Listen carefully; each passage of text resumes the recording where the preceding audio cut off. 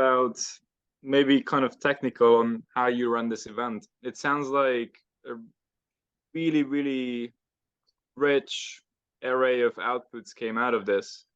And sometimes I have the feeling I'm part of IETM, or I've been for a while, and sometimes I have the feeling that we are running in circles, and it can be quite hard to be productive and move forward with these issues. So if you could share anything about how you organize this event for it to be so, I don't know, efficient and productive and move forward with climate commitments, I would be interested to hear about that. Yeah, I mean, it was a lot of work, and it was also it wasn't easy. I mean, I spent these 2 days, I was really exhausted after it because there were some tough discussions. I mean, it's not that easy. When we had a group working on mobility issues, and within this group we had people from Western Europe, but we were very cautious about having people. We had people from islands within Europe, we had people from the Balkans.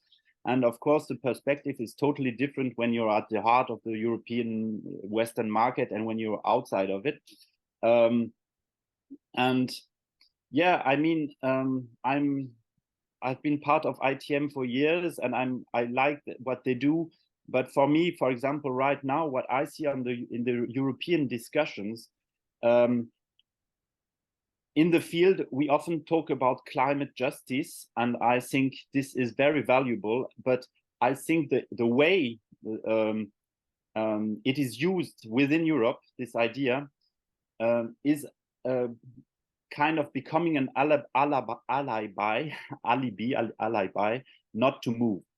Just to be clear about that, it's for me, the understanding of climate justice is to be clear that we are responsible of the situation, we, the Western world. And coming, for example, to the questions of mobility, this means for me that we should reflect on what can we change in our practices, we in the Western world, to enable those who really need to have access to the resources of our space or market, or those who need to have this connection can still move. And what I see is that most of the time you talk about the ecological issue, and then you bring out this climate justice question, which is then translated into, yeah, in fact, it's not that easy. So we shouldn't really change the practices, because if we change the practices in terms of mobility, for example, then we would exclude those people. No, I think what we should think is, what can we change in, what can we abandon, what can we, what kind of mobility can we stop or make differently, or crossing. I think we can travel through the European continent, even if it takes 3 days, to still enable those who are in Africa or elsewhere in the global south to be able to travel. But the idea of climate justice cannot bring us to the conclusion that in fact we need intercultural exchange, and so in fact, yeah, we should go on, and we should go on with organizing big meetings with 400 people flying in from all over Europe without feeling that there is any problem with this. So yeah, but it's what I'm just saying, my understanding of this is not the shared understanding of the European networks I'm talking about. So yeah. Thank you, Hermann. Maybe another question before we will have a short break in like a few minutes before welcoming Tristan from the Teatro di Lausanne. Do you have another question for Hermann? Yes, Bruno, you want to speak? Yes, maybe.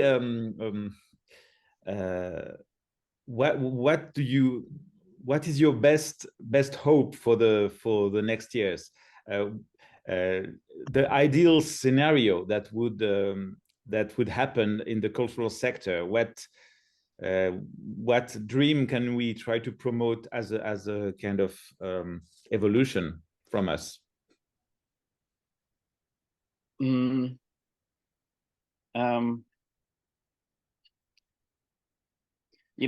see, yesterday I spent I made some a format called Fresque de la mobilité culturelle, which is the fresque of the cultural mobility, and I started with a focus on the energy and climate issue, and I felt people were really down. And then we did this fresco, and we started looking at what can we do concretely in our practices. And it's a format where people reflect on their own practices, and they become creative about it. And at the end, I saw this movement in the faces of people who were really down, and at the end they were like happy of having had the opportunity to be so creative about what they can change, without using or hoping that technological solution will come. No, just with what we have in our hands.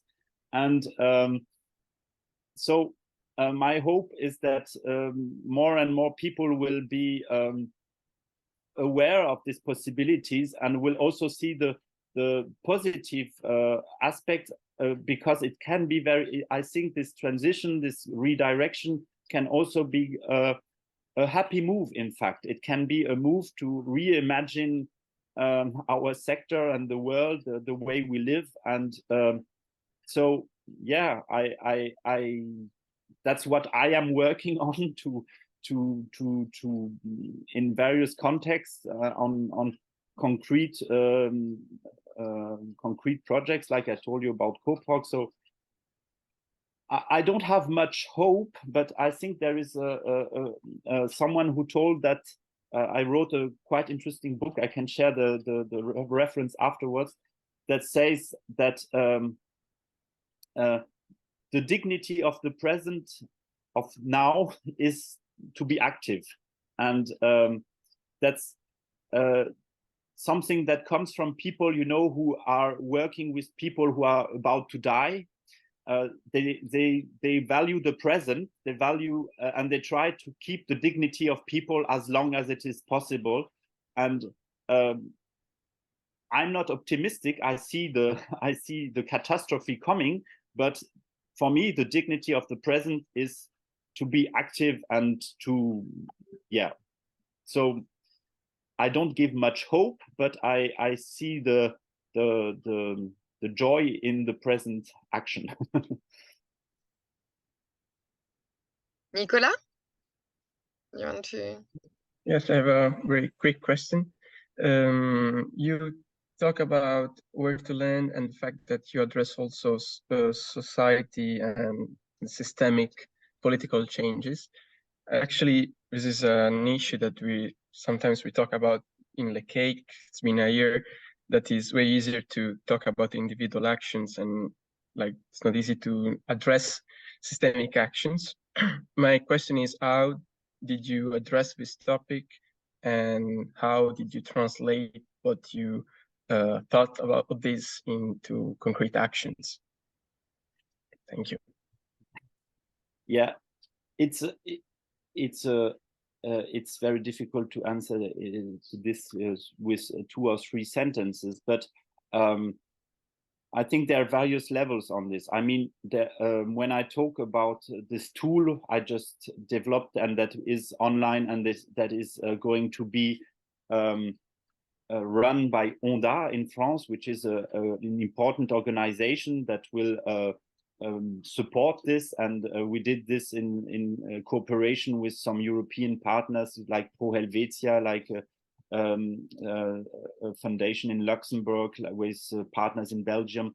I mean, this is a way of changing practices and having these practices supported by institutions which give the frame for the sector, that can bring some changes. And then, I mean, it's a question of talking with politicians, I know someone who is very active, like in France, who's called David Hill, who did this book Decarbonons la culture.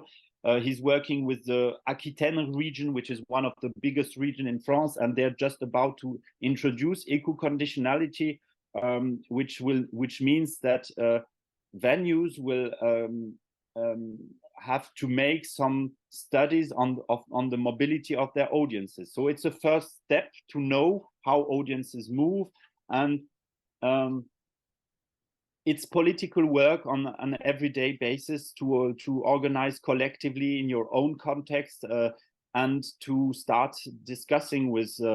In November, I make the next festival, which is on the Belgian-French border, which is an international festival. They asked me to make a program on this question, and we are inviting politicians. We are inviting a lot of people who have power in their hands to move the political frame. But we also have to be aware that the political frame, politicians only move when they feel that there are messages coming from society or from the sector, in our case, saying we need to do it differently. As long as these messages from us are not coming, they don't really feel the need to change anything. So there is no no easy answer to this, but we also have to be aware that individual choices are also can inspire others, and at some point if they get visible, those who have the political frame in their hands, they will notice. So yeah, but maybe Georg, really quick, because we have to make a quick break before giving the speaker time to Tristan. So maybe really shorter, Georg. Yeah, maybe just and I try to keep it short. So this point of lobbyism and only getting active from political, but also from financial supporters view, if it's kind of modern and can be a little bit like greenwashing as well. What are your experiences about this? Because I sometimes really have the feeling that even the big foundations are acting to have a good topic, but not really intrinsic motivated. So what is your feeling about that?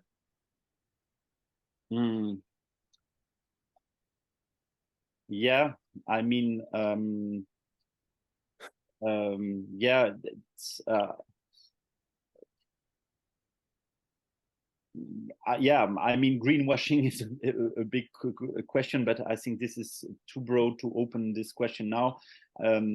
I'm giving some conferences that are called Teach the Shift, that talk about greenwashing and how you can identify it. And I think, yeah, in the cultural sector, we also have the power to take the money or not to take it. And if like fossil fuel companies like Total, who give a lot of money to all the society everywhere, you also have the power not to take the money. And yeah, that's a quick answer to this. Thanks. Thank you very much, Hermann. And maybe we will have a quick break before Tristan. And I just wanted to remind you that yeah, there is what we saw in the first workshop session, is that there is the responsibility of reducing our greenhouse gas emission, because there is a climate change. But don't forget that there is also the energy stakes, and that oil and gas are not forever. And if you don't want to change and you want to wait for the moment where there will be no oil anymore and no gas anymore, all your economic model will be in the mud. So that's why change is not a niche, is not choice. The ecological transition needs to happen in order for the cultural field to survive. So maybe then I'll go first. Thank you very much for the presentation. just could you repeat maybe for this project with the director and the choreographer that were giving the instructions online? Maybe I missed it, but how did you end up replacing the conventional touring? So you had different partners or partnering theaters all over Europe, and then you rehearsed again with them, or how could you just repeat that? Yeah, sure. Maybe I was a bit too fast on that. Sorry. So they first created the show in Lausanne, and after that they make a score of the show. Like there are of course the text, but they also like indications from the directors, from Katie and Jerome, how to make the casting, how to work with techniques, what is the spirit of the direction. So they really set some rules that were addressed to the local teams of the partner theaters. So they really wrote a script. I mean, it was a digital script, but it's really like a document with all instructions from the creative team to the teams of the partner theaters. And then these partner theaters receive the script, and they appoint a local director, they find local artists, local performers, and they follow the script to restage locally the show. But their restaging is not identical to what they did in Lausanne, because in the script, they didn't write as rules everything they did in Lausanne. On some aspect, they decided to give freedom to the local director. And so that now we've got maybe already 10 restagings of the show of Katie Mitchell. And it's 10 times the same show, but at the same time, it's every time different. And so there was a place also for the local artistic freedom. And that was also something important for the artists. So the show is not identical. And okay, so like when you have the score for a symphony or something. Sorry? Yeah, Tim was saying that it's like a music sheet that you need to follow. Yeah, that's why we call it a touring score. Actually, that's what when we were thinking about this concept, we were inspired by music, or also in dance they have sometimes kind of this score. So yeah, we took inspiration from that. Exactly. Okay, thank you. And then we have Martin, then Georg.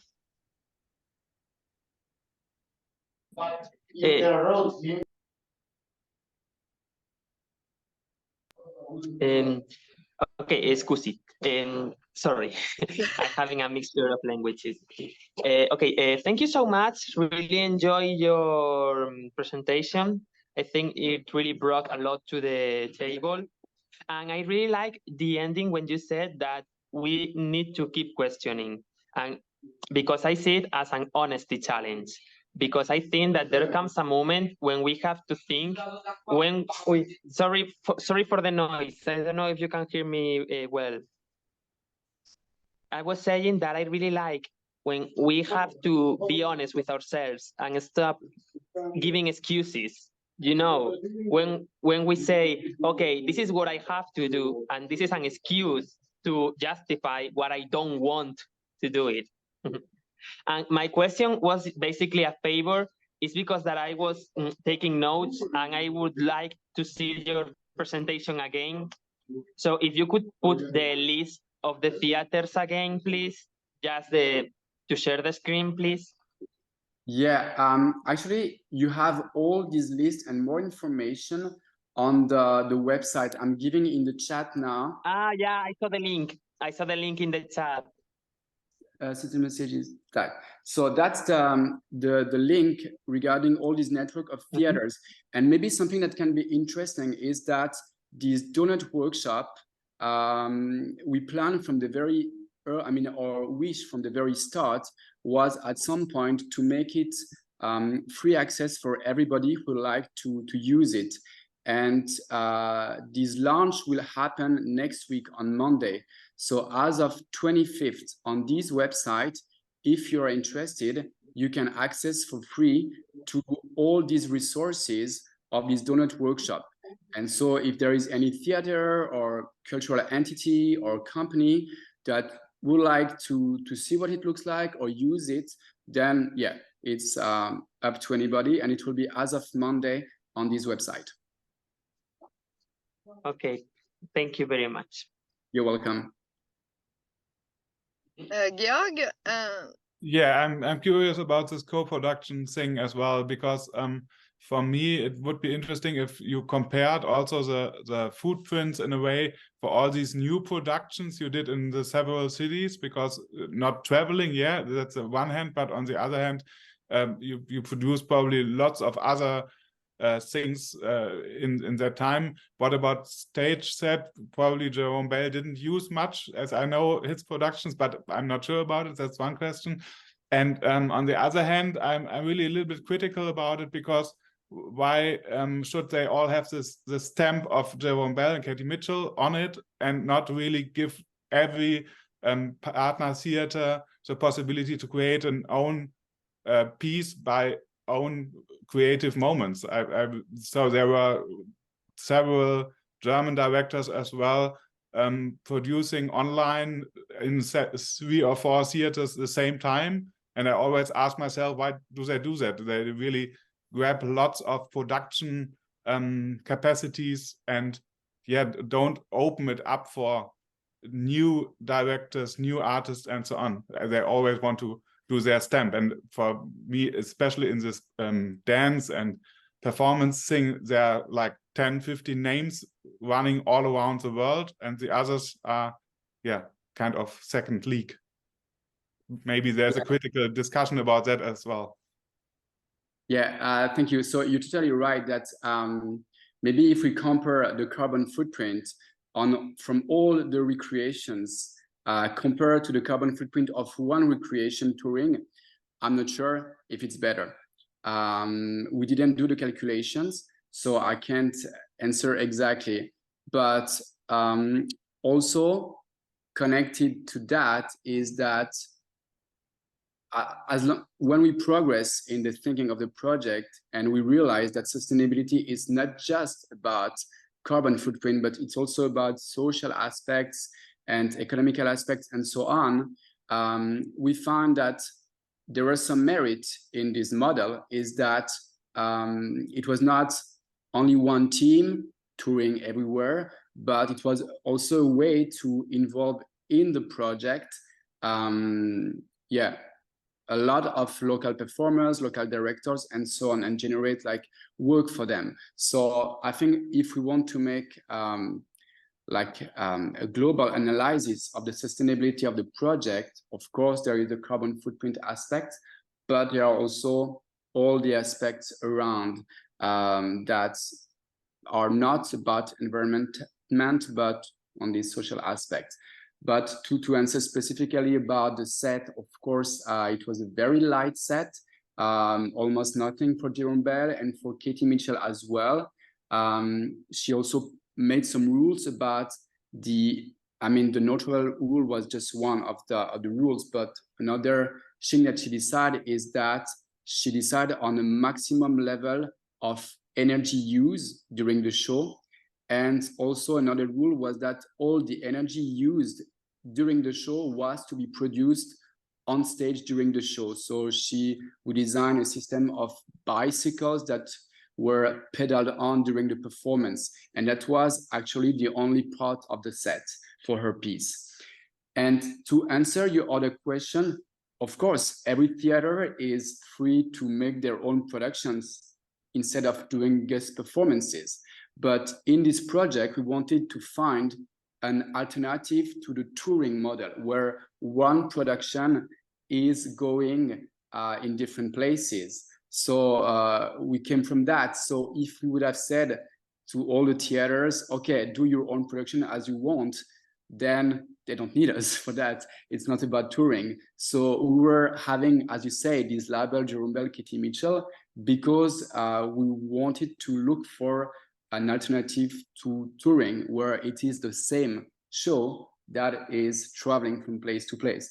But of course, each theater can make their own productions. And also in this case, you had each theater doing their own production, but they made it like very less. I mean, it was quite a short production time for them because they already have a script. So it was a mix between guest performance and full-scale production, because they receive a lot of material. There is the name of an artist that can draw people because they are famous names. And there is all the work that we have been doing for them that they can at least take as a starting point to experiment new things. And also in this relationship between two directors, Katie, Jerome, and the local directors, there was a very interesting relationship of trust, about collaboration, about, okay, I did that, I give it to you, and now play further with it and make it your own. And we found that quite interesting. Thank you, Tristan. As a quick conclusion, before giving the speech to Máté about some evaluation problematics, I would just end that when I invited Tristan to speak today, I had the understanding that the donut model was like a new frame to decide which production should be made and how it should be done. And it was funny because Tristan said, no, we are not doing that. There is not a carbon footprint floor and there is not a carbon footprint ceiling. Like the experiment and the donut model, it's still not translating into key indicators to help you decide how today programmation should be made.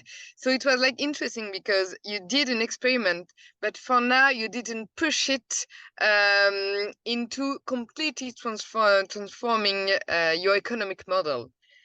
You try to push some sustainable production, but the others are still made as before, with some guidelines, like you try to take the train, etc., but you don't have indicators that gives you a no-go policy for some stuff or a green light for others. So it's interesting, I think, to see that there is still a step that could be made for the Théâtre Ville Lausanne. And just to react, you're totally right, and but we are not done yet, and it's in the pipelines really to have like a carbon budget in the same way we have a carbon like a financial budget where we can decide our priorities, to have a carbon budget where we can say, okay, we'll make this production with a lot of flying, maybe because it's an artist coming from Africa, but then that means that we use a lot of our carbon budget for this year, and then we need to make like less carbon heavy productions. So that's something we are really thinking on, but you're right, it's not implemented yet. It's really in the thinking, and yeah, it takes time because there's this heaviness of this institution, as you might imagine.